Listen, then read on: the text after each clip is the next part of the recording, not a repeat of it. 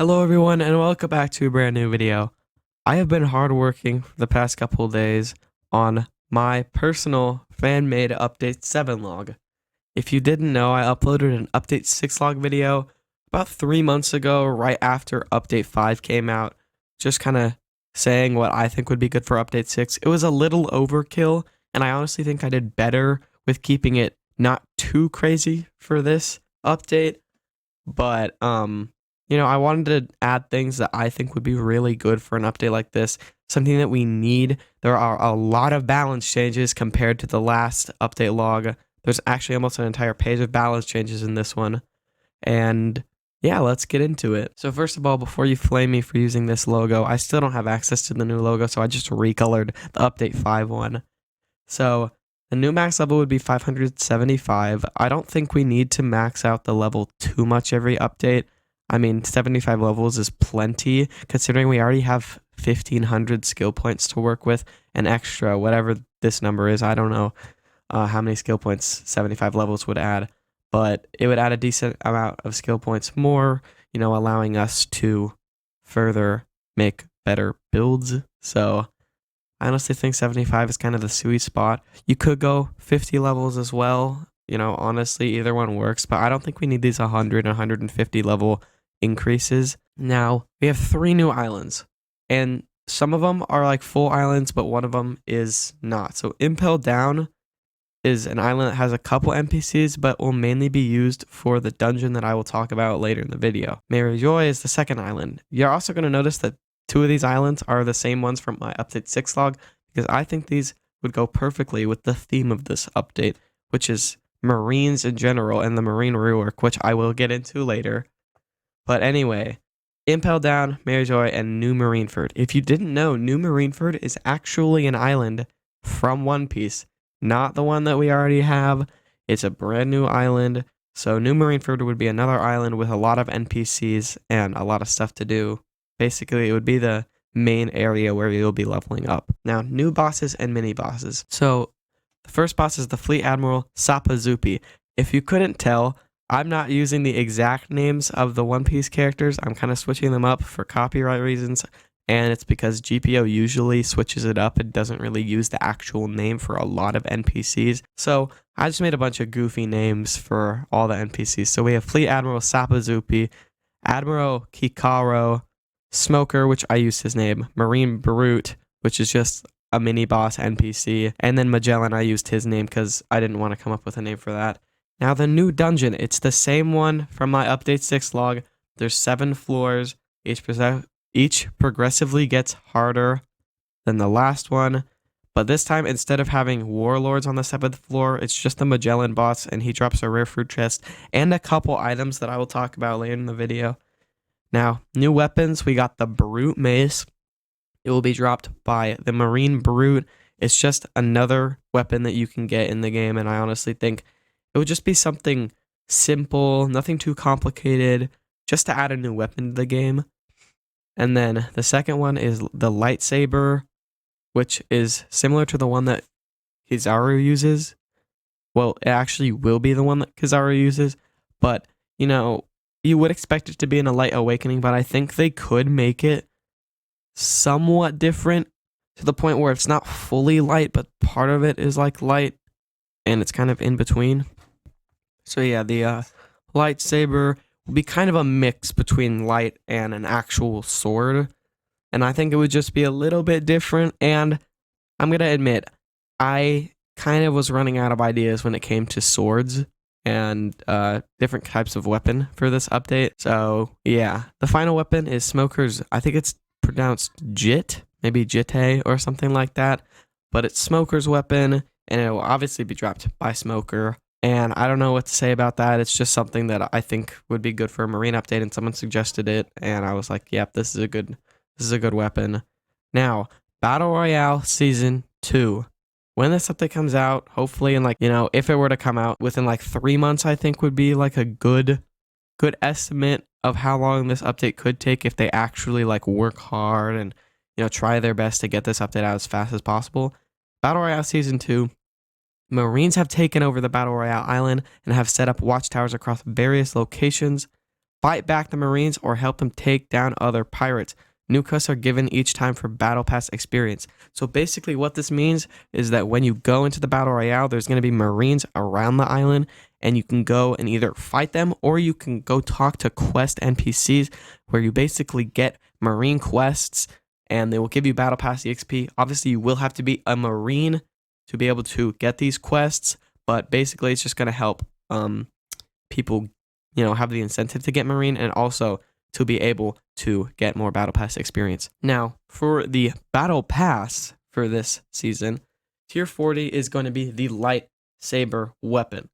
That's the Tier 40. I think it's perfect for the Tier 40 because it's like a very unique and a very it seems like a very powerful weapon. So I think it would be great for the max tier for this Battle Pass. Now you have Sengoku's outfit, which is obviously Sengoku from One Piece, Kikaro's outfit and Kikaro's shades. We have Akano's outfit, which is Akainu is just Sakazuki, but when he was an admiral, so it would be Akainu's outfit. Sapazuki's outfit is obviously his fleet admiral outfit. Kuzan's outfit, which is Kuzan's outfit before he left the Marines.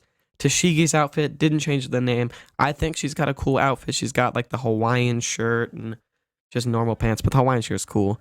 Now you got the Commodore outfit, Battle Pass Edition, the Captain outfit, Battle Pass Edition, and the Commander outfit, Battle Pass Edition. Basically, the reason why I'm saying Battle Pass Edition is because this is going to be a slightly different variant of what these outfits are going to be in-game. So there will be Commodore, Captain, and Commander outfits in-game that aren't Battle Pass, but these ones are going to be like specific for this Battle Pass. They're going to be slightly different. They're going to be probably a little bit cooler than the actual ones, but yeah. And then obviously you have the legendary and rare fruit chests, which will also be in the Battle Pass. Will hopefully be in all the Battle Passes from now on. Now, new items. These items are boss drops. They're not from the Battle Pass. And they're going to consist of Magellan's outfit and Magellan's wings, which are the Magellan boss drops at the end of the Impel Down dungeon. The Buster Call Bell, I will talk about this later. The Fleet Admiral Cape and the Admiral Cape, which will be boss drops from Sakazuki and Kizaru.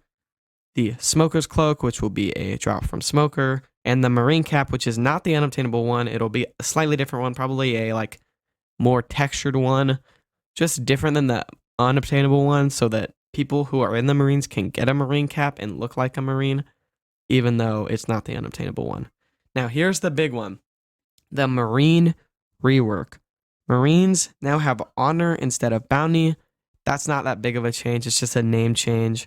Numerous new Marine outfits that can be acquired at numerous Marine locations in first and second sea. So any Marine location, you're going to be able to get these outfits. Marine ranks based off of grips, honor, battle royale, wins, and quests, arena, etc. Pretty much anything where you would be able to get Marine rank upgrades, you're going to be able to get them. And these Marine rank upgrades are going to just basically consist of more perks depending on your rank and rewards at the end of every month, which is something that I wrote down at the bottom of the Marine Rework. Now, here's another mechanic that I think would get people to become Marines, which is the pirate execution. So basically, if a Marine player knocks a pirate and brings them to a certain island, they'll cause a server-wide cutscene execution to play. So basically, everyone in the server is going to see this one cutscene, and it's going to give that Marine 2 times bounty or honor. I should have just said honor, but it's going to give the Marine 2 times honor compared to a normal grip. And it only does 2 times for pirates that have over 150,000 bounties. So they have to have high bounty if you want to be able to get that 2 times grip, bounty, steal thing, whatever you want to call it. And I should have wrote this, but this would probably be like a 30-minute to an hour cooldown, so that, you just don't rinse and repeat over and over again and then just basically take a bunch of bounty from people, even though I think that would be fun. Now, here's another huge mechanic that I think would actually be one of the most fun things to do in-game with your friends, which is a Buster Call. So those with the Buster Call Bell, which drops from Sakazuki, can call a Buster Call on any high bounty pirates in the server. And basically, what that's going to do is it's going to spawn a bunch of Marine ships and NPCs that are going to raid whatever island the pirates are at. And it's going to force them to fight off hordes of Marines. It's almost as if it's like a dungeon, but I think it would be way cooler because there's going to be a bunch of chaos happening. It is a 1 hour long cooldown, but I think it would just be so fun to see a bunch of Marines that you have to fight off. I mean, it's like in my head, just a One Piece scene, basically. Now, for the new fruits, Torii Rework. I'm only adding this in because they promised it in Update 6 and it didn't come, so it has to come in Update 7. Kuro actually said that Torii Rework is done and Philly's just waiting to release it. I don't know why he didn't release it on Update 6, but he didn't. So I almost guarantee it'll be Update 7 or maybe 6.5. I'm not sure. And then the other new fruit is Venom. This obviously makes sense because Magellan, and they're already working on Venom, so Venom. And then Smoke's the final one because Smoker, I couldn't think of any other thing, and I thought this was good because obviously we have Smoker. They're going to have to develop a smoke fruit for the boss anyway, so might as well develop the entire fruit. Now, Balance Patch. This is the longest thing. It actually is pretty much a page long, and it goes in depth. I want to, first of all, thank Papa Pengu, Oni Was Gone, and Ozin for pretty much giving all of these balance changes. I did a couple of them, but they did most of them, and they're really good balance changes. I definitely think Foyu should think about adding some of these because they are so good. It will make everything way more balanced. There's obviously way more balance changes that I didn't put in here because I didn't have time to research absolutely everything and come up with my own ideas. I just wanted to do like base, add enough balance changes for one update. Anyway, let's get into these balance changes. Number 1, for the Golden Staff, Mink M1 is removed. Basically, no longer every single hit is going to stun you, but instead of having that, you get M1 speed increased. The Trident form stays when you unequip, which should have stayed already, but it doesn't. And now Rapid Thrust has less stamina drain, and the hit count is increased from 13, I think, to 20, which is just way better because Rapid Thrust kind of sucks. Golden Sweep hit count is decreased, but the base damage and windup are increased, so that will also be better. And the counter move now has iframes, and the time that you have the counter is decreased. So while now can dodge every move, there's less time. For Suno, Desert Spotted damage is increased. It does like no damage, so this makes sense. Desert Railgun damage increased, which also makes sense because it does like 100 damage. The E, R, and X moves now drain stamina from players hit by them. I did this in my Update 6 log. I think it's a great idea, and it makes sense in One Piece. So, and finally, it can only be hit by M1s in the Desert Storm startup. This is so much better because the startup is long and hitting M1s is still going to be able to do damage, but you can't spam all your moves and do all that to someone who's doing this. That's the only iffy change that you could maybe add, but I think it's a good change, and I think it's a good buff for Suno, which kind of got nerfed hard to the ground. Now, Ito. Pentachromatic Strings knockback is heavily increased, and the damage is also increased. So it'll be a lot harder to combo extend with it, but you do more damage. It's still a guard break and everything, so I think that that's a pretty good buff and nerf at the same time.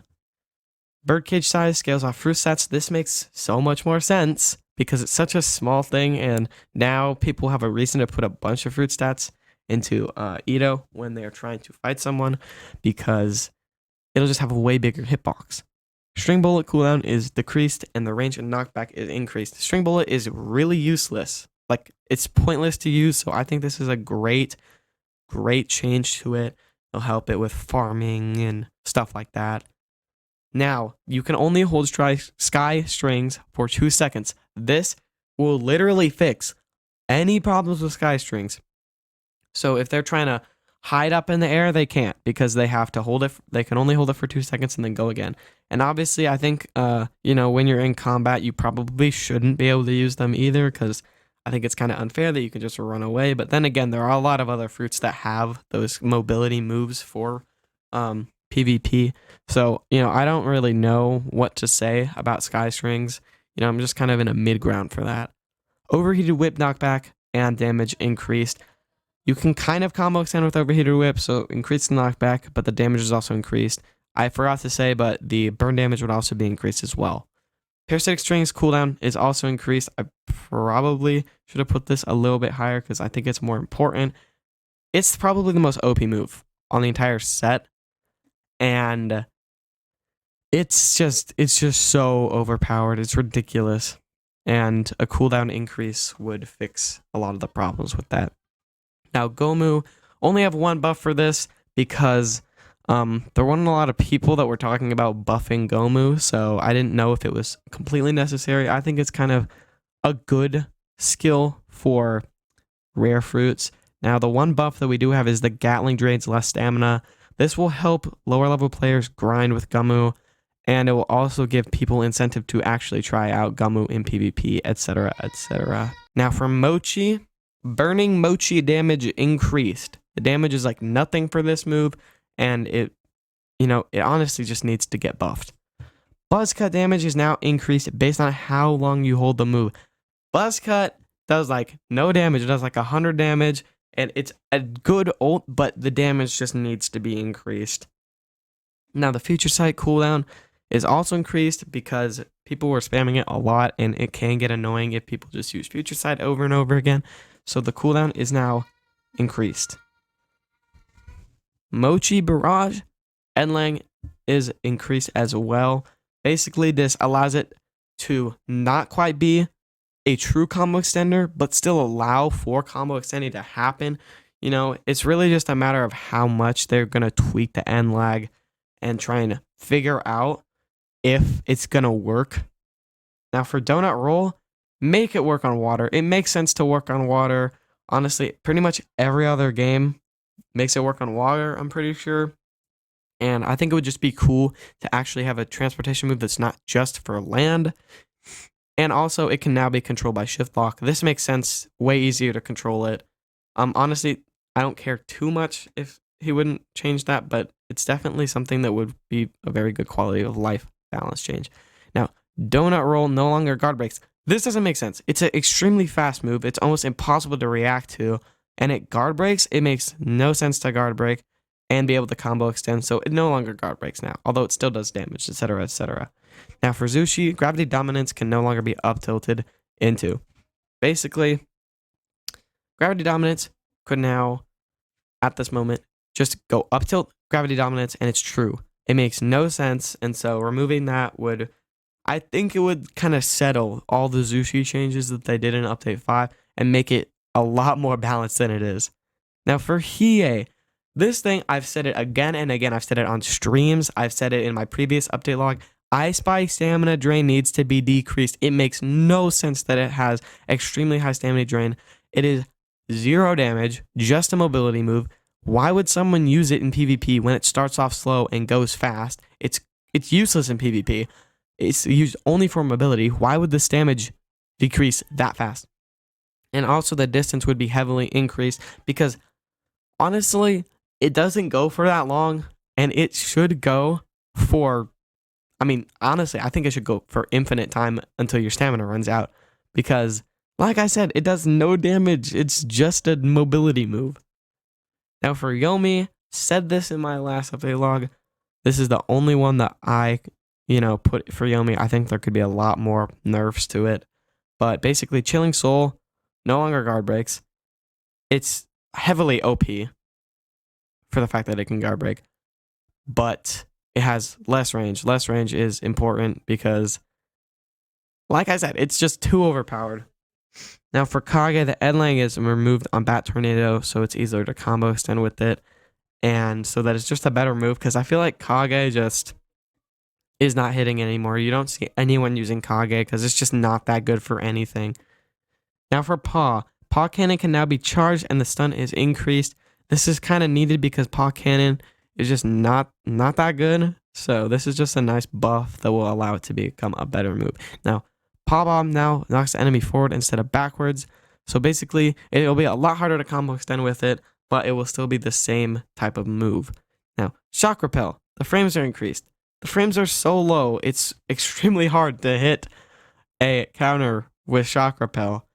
But if they increase the frames, the iframes with it, it will be way better, and it will actually be a valid counter move. Now, finally, for Paw, versus shock charge time is decreased because it takes like a solid minute long to charge it. No one's getting hit by it unless it's an NPC, because it just takes so long to charge. It's pretty much just a useless ult. Now, the final change, and I definitely think there's a bunch more changes that can be added, but these are just a couple of the ones that I thought of and that a bunch of other people thought of. And the final one is the ultimate for Black Lady guard breaks. I mean, it just makes sense. It's an ultimate move. It's not extremely easy to hit, so I think it being a guard break would honestly be a good change. And yeah, that's about it. I don't know what else to say for this update log. I hope you guys like it. I want your comments in the description for your opinions on the update 7 log. I want to know what your thoughts about it. Changes, any balance changes. Like I said, there's plenty of room for more balance changes. So if you have any ideas, put them in the comments below, and I may even add them into this update 7 log. If I can, I will link this in the description so that you can go ahead and check it out yourself if you want to go back over everything. And yeah, I hope you guys enjoyed the video, and I will see you later. Bye.